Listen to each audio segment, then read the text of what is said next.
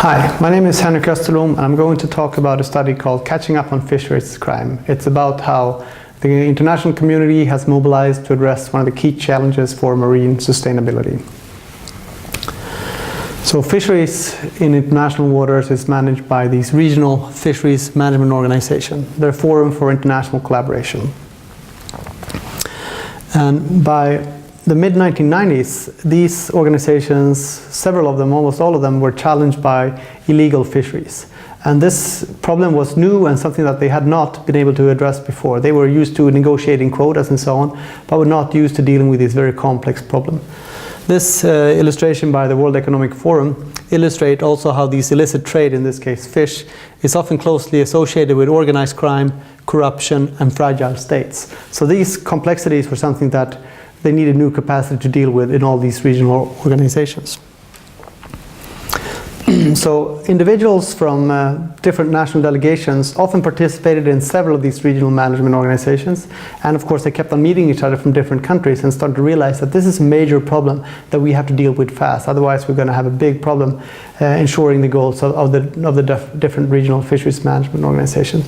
So individuals active in these organizations started to think about how they can mobilize the capacity to improve information flow and secure that they were able to address these criminal activities. So by the early 2000s, some of these informal networks were starting to become formalized. So 5 governments formed the IMCS network, the International Monitoring, Control and Surveillance Network, with the sole ambition to improve information flow in order to address fisheries crime, but also to collaborate to really address this problem. And one example where the IMCS network played a key role was for the seizure of suspected illegal fisheries of this Patagonian toothfish in the Southern Ocean. So the vessel Viarsa was chased from Australian waters by the Australian Coast Guard all the way to the waters between Uruguay and South Africa, where it was intercepted by South African and the UK, well, the Falkland Island-based UK Navy. So this was an international collaboration, in part facilitated by the IMCS network.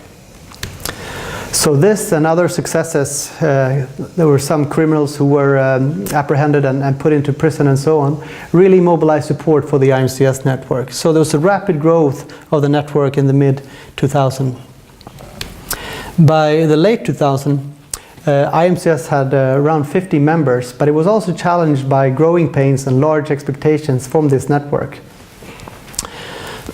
So what happened as a complement to the IMCS network then was that in 2010, Interpol, so the largest police organization of the world with more than 170 members, and an organization that has all these the infrastructure for sharing sensitive information and for carrying out joint investigation across borders, start to mobilize around fisheries crime. They have been working with environmental crime for decades, but fisheries crime only became a key priority of Interpol a few years ago. So I think the key question now is how Interpol and this global police organization collaboration can collaborate with all these enforcement officers and individuals who've been working with fisheries for decades, and we're working with these compliance issues to combine the knowledge in the two networks in order to facilitate an increased ability to address the complex problem of fisheries crime.